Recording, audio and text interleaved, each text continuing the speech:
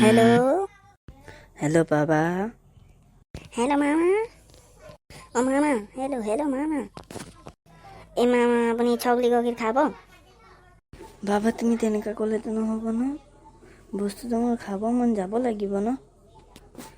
মামা একদম সস্তা দামত দিয়ে আছোঁ, 40 টকা লিটাৰ মাত্ৰ। আপুনি এবাৰ খালে আৰু বিচাৰিব। মই কৈছোঁ নহয়, আপুনি এবাৰ খালে আৰু বিচাৰি থাকিব।